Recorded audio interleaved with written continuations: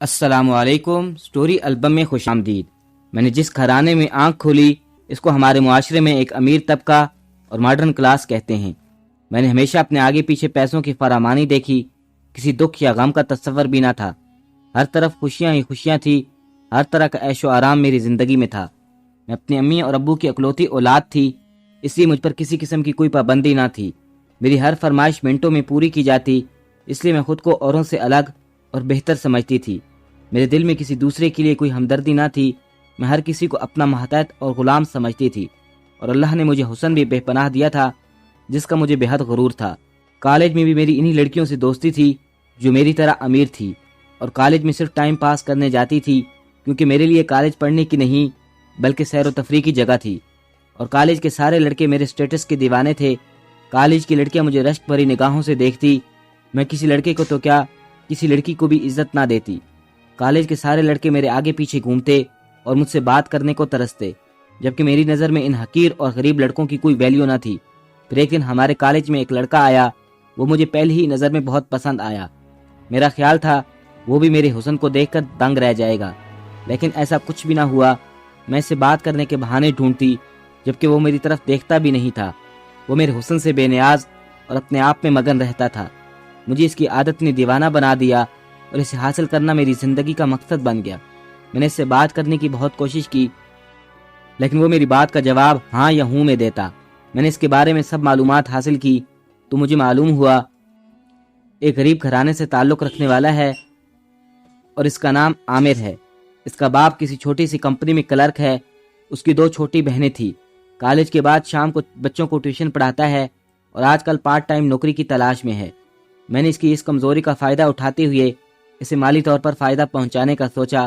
میں اسے اپنے پیسوں سے خریدنا چاہتی تھی۔ پھر میں نے ابو سے اس کی نوکری کے بارے میں بات کی۔ ابو نے ہمیشہ کی طرح میری یہ فرمائش بھی پوری کر دی۔ دوسرے ہی دن میں عامر کو یہ خوشخبری سنانے پہنچی۔ یہ خبر سنتی ہی وہ بہت خوش ہوا۔ میں سوچ بھی نہیں سکتا تھا کہ آپ اتنی بڑی کمپنی سے میرے لیے کام کی آفر لے کر آئیں گی، اور میری اتنی بڑی مشکل اتنی آسانی سے حل ہو جائے گی۔ اس کے بعد عامر نے میری عزت کرنا شروع کر دی۔ وہ مجھ سے جب بھی بات کرتا نگاہیں جھکا کر بات کرتا۔ ان سب چیزوں کے بعد مجھے اپنی جیت بہت قریب دکھائی دینے لگی۔ میں کچھ ہی دن میں عامر کے پیار میں پاگل ہونے لگی، لیکن عامر کو اس بات کی کوئی پرواہ نہ تھی۔ میں اس دن کا انتظار کر رہی تھی جب وہ میرے احسان تلے دب جائے اور میرے اظہار محبت کرنے پر انکار نہ کر سکے۔ ایک دن جب میں اس سے ملنے ابو کے آفس پہنچی تو وہاں نہیں تھا۔ مینیجر نے مجھے بتایا کہ کل عامر صاحب کی شادی تھی، اس لیے وہ چھٹیوں پر ہیں۔ یہ خبر میرے لیے کسی بڑے دھماکے سے کم نہ تھی۔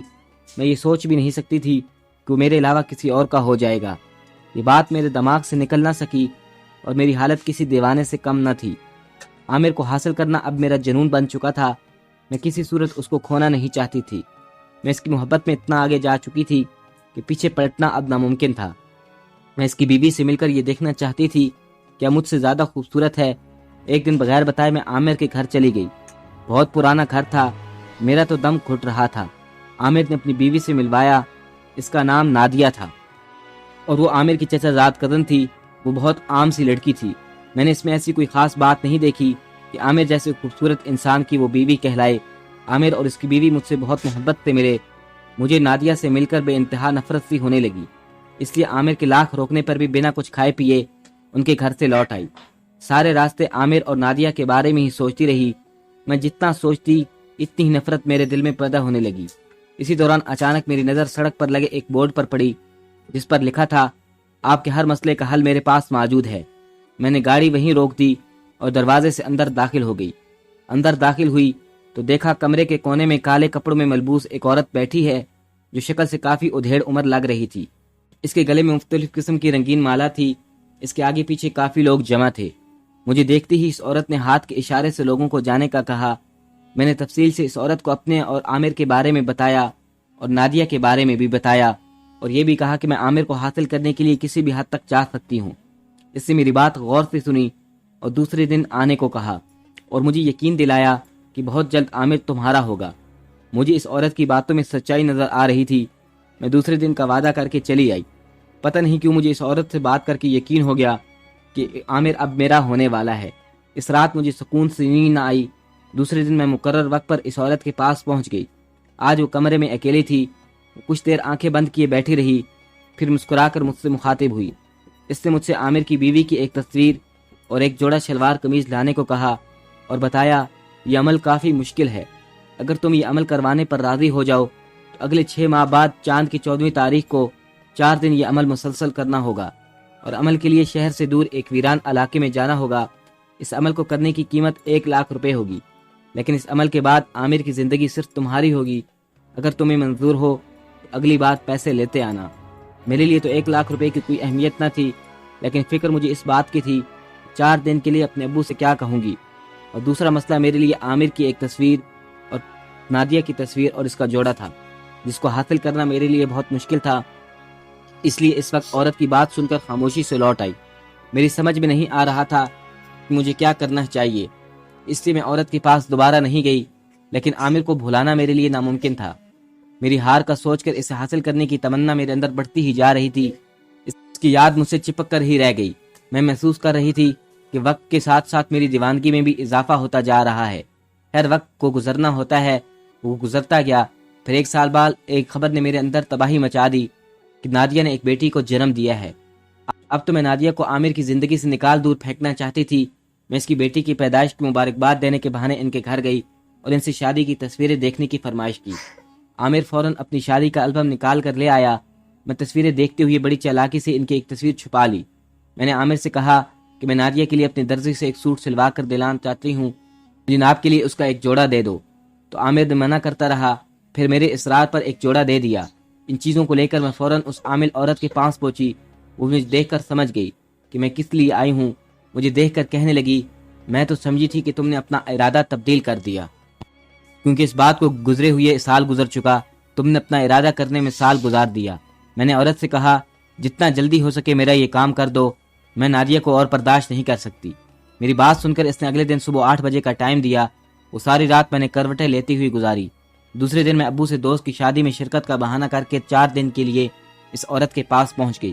پیسے لینے کے بعد اس نے کچھ سامان اکٹھا کیا اور ہم 2 آدمیوں کے ہمراہ دوسرے شہر روانہ ہو گئے۔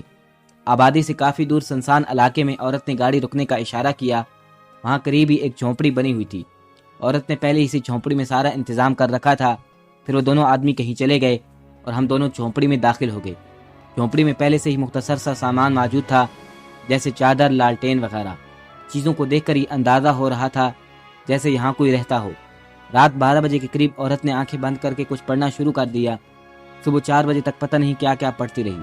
اس کے بعد اس نے ایک نوکیلا خنجر نکالا اور اس کی تصویر کو درمیان سے کاٹ دیا۔ پھر ہم جھونپڑی میں ہی سو گئے۔ اگلے دن سورج نکلنے کے بعد اٹھے تو وہی 2 آدمی جو ہمارے ساتھ آئے تھے ہمارے لیے ناشتہ لے کر آئے اور دے کر چلے گئے۔ اس کے بعد سارا دن کوئی پڑھائی نہ ہوئی، سارا دن بور گزرا۔ پھر رات کو 12 بجے عورت نے اپنا عمل شروع کر دیا اور نادیہ کے کپڑوں پر کچھ پڑھ کر پھونکتی رہی۔ صبح 4 بجے عمل کر کے ہم سو گئے۔ اب عمل کی تیسری رات تھی۔ اس نے اسی خنجر پر کچھ پڑھ کر پھونکا اور خنجر کی نوک میری انگلی میں گھونپ دی۔ میرے حلق سے تکلیف کے باعث ایک زبردست چیخ نکلی۔ میری انگلی سے بہتا خون وہ ایک پیالے میں جمع کرتی رہی۔ جب پیالہ بھر گیا تو میری انگلی پر ایک کپڑا باندھ دیا۔ تب اس نے نادیہ کی قمیض میرے خون میں بھگو دی۔ صبح 4 بجے عمل ختم ہو گیا۔ اس عورت نے خوشخبری سنائی کہ ہمارا عمل 3 دن میں ہی کامیاب ہو گیا ہے، ہمیں ابھی واپس جانا ہوگا اور نادیہ کی قمیض کو کسی قبر میں دفنانا ہوگا۔ اب عامر صرف اور صرف تمہارا ہے۔ قبرستان میں نادیہ کی قمیض دفنائی اور ہم واپس آ گئے۔ مجھے ایسے محسوس ہو رہا تھا کہ آج میری زندگی کی سب سے بڑی جیت ہو۔ ساری دنیا آج مجھے اپنے قبضے میں محسوس ہوتی دکھائی دے رہی تھی۔ پھر میں پرسکون ہو کر سو گئی۔ صبح اٹھی، تیار ہوئی اور عامر کے آفس گئی تو پتہ چلا کہ آج عامر کام پر نہیں آیا۔ پھر میں نے گاڑی عامر کے گھر کی طرف موڑ دی۔ وہاں پہنچی تو کافی لوگ جمع تھے۔ میرے پوچھنے پر پتہ چلا کہ عامر کی بیوی کا انتقال ہو گیا ہے۔ کل رات اس کو زبردست دل کا دورہ پڑا اور وہ انتقال کر گئی۔ میں اسی شام عامل عورت کے پاس پہنچی اور اسے یہ خوشخبری سنائی۔ عامل عورت نے کہا، اب تھوڑے ہی دنوں میں عامر خود تمہارے پاس چل کر آئے گا۔ اس عورت کی بات بالکل سچ ثابت ہوئی۔ عامر واقعی میرا دیوانہ ہو گیا تھا۔ اب عامر مجھ سے ملنے کو بے چین رہتا۔ مجھ سے شادی کرنے کے لیے وہ میری منتیں کرنے لگا۔ میں تو کب سے اسی انتظار میں تھی اور ہماری شادی ہو گئی۔ شادی کے 4 سال گزر گئے، لیکن اللہ نے اولاد کی نعمت سے محروم رکھا۔ لوگ مجھے بے اولادی کا طعنہ دیتے۔ میں نے اولاد کے لیے بہت دعائیں اور منتیں مانگی، تب جا کر اللہ نے مجھے بیٹے سے نوازا۔ لیکن بیٹا دینے کے ساتھ ساتھ مجھے اپاہج بنا دیا۔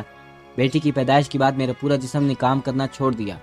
ڈاکٹروں کے مطابق میں بالکل نارمل ہوں، مجھے کوئی بیماری نہیں، بس میرا جسم مفلوج ہو کر رہ گیا ہے۔ آج میرا بیٹا پورے 25 سال کا ہو گیا ہے اور میں گورنمنٹ ہسپتال کے ایک کونے میں پڑی ہوں۔ اتنے سالوں بعد میرے جسم نے کوئی حرکت نہیں کی، اب تو لیٹے لیٹے میری کمر گلنے اور سڑنے لگی ہے۔ یہ بیماری میرے گناہوں کا نتیجہ ہے جو اللہ نے دنیا میں مجھے دی ہے، اور ان لوگوں کے لیے عبرت بنا دیا ہے جو ہمیشہ دوسروں کا برا سوچتے ہیں۔ میرے شوہر اور بیٹے نے تو برسوں سے میری کوئی خبر نہ لی، کیونکہ وہ بھی اوروں کی طرح مجھ سے گن کھاتے ہیں۔ البتہ کبھی کبھار نادیہ کی بیٹی مجھے آ کر دیکھ جاتی ہے، بہت اچھی لڑکی ہے، اور ظاہر ہے اس کی رگوں میں ایک اچھی اور نیک عورت کا خون گردش کر رہا ہے۔ مجھے اپنے بیٹے سے بھی کوئی شکایت نہیں، کیونکہ اس کی رگوں میں میرا ہی غرض خون دوڑ رہا ہے۔ میں نے اپنی یہ کہانی ایک نرس کو سنائی تھی اور اس سے وعدہ لیا تھا کہ یہ کہانی دوسروں کو ضرور پہنچائے گی تاکہ لوگ مجھ سے عبرت لیں اور محبت کو زبردستی یا جبرن حاصل کرنے کے لیے اللہ کی حدود و قیود کو پار نہ کریں۔ میں اللہ سے اپنے گناہوں کی تو رو رو کر بہت معافی مانگتی ہوں، لیکن جس کے معاف کرنے سے میری بخشش ہو سکتی تھی وہ تو اب اس دنیا میں نہیں رہی۔